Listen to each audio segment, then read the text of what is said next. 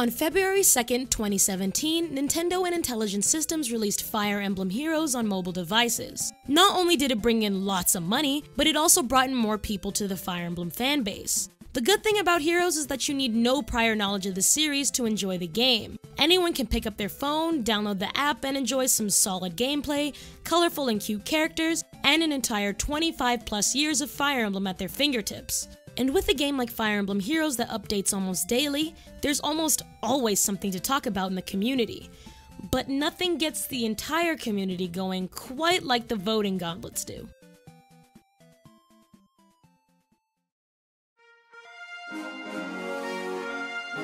On March 7th, 2017, Fire Emblem Heroes held its very first voting gauntlet, Princes vs. Princesses. For those of you who don't follow Heroes, voting gauntlets like these are basically tournaments lasting multiple days, where players choose an army to support, battle with that army, and hope to see their victory.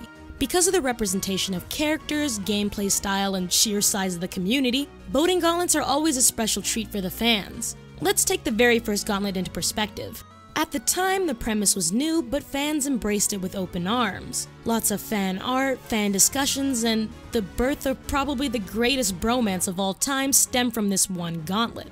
One of the semi-final rounds in this gauntlet was a battle between Ephraim and Crom, and the two sides definitely embraced each other. It's unclear how it happened or why it even did, but the fan response from this round was absolutely incredible. People will still talk about how close the match was, how amazing it was to play in, and how amazing the aftermath was as well. Although Lucina ended up beating Ephraim, people will still most likely talk about the semi-final of the gauntlet as opposed to the finale.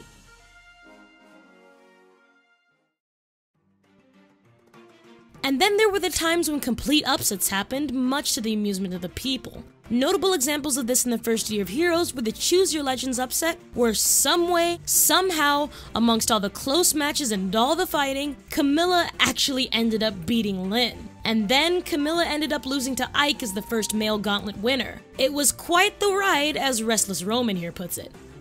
And we can't forget about the Fated Battles upset, where the most unexpected character of the entire gauntlet, Leon, ended up beating Ike, Ephraim, and just about everyone else in the competition. A great feat for a character nobody thought would win. But if we're speaking of upset stories, there's one gauntlet we cannot leave out. Hey, it's the Chief! You're the Chief, right? Hey, it's the Chief! You're the Chief, right? I'm gonna fly high and light up the sky! We should visit my— Oh boy, the short-haired ladies versus the long-haired gents gauntlet was probably the craziest voting gauntlet in Heroes so far because, well, just look at this upset. There was no way anyone expected Shanna to take the whole gauntlet, but as Pegapony Prince here puts it, there was no competing with Shanna's wild ride. Take this into perspective. A character from an untranslated game, and also not in Smash Brothers, and also up against characters from the 3DS era and other translated games, won a contest that was essentially based on popularity and the skill of people's own units. That was amazing, and I have nothing to say except for the fact that Team Shanna has my utmost respect.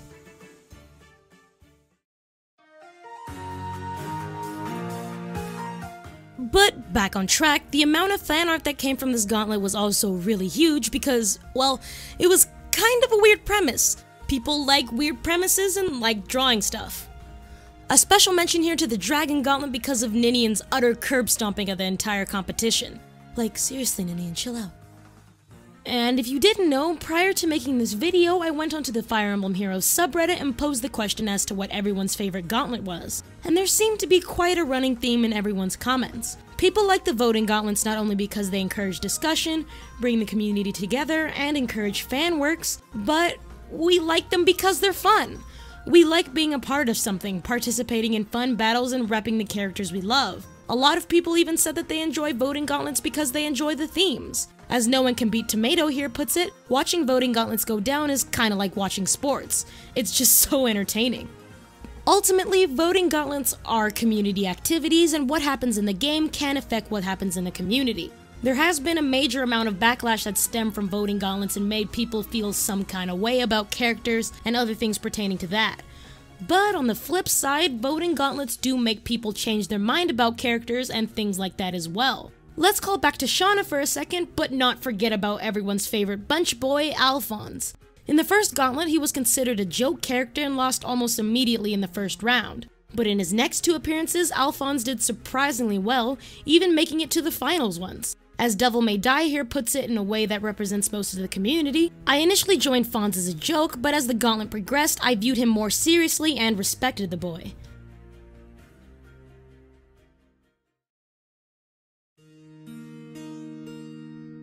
So, those are the Voting Gauntlets. Are their effects on the community all positive? No. Are they still a ton of fun? Yes. As I said before, Voting Gauntlets inspire the community in ways like never before, and people make some of their best memories with the game during them. Who knows what the future will hold for this game mode, but I know the Fire Emblem community will be sitting patiently with phones in one hand and flags in the other.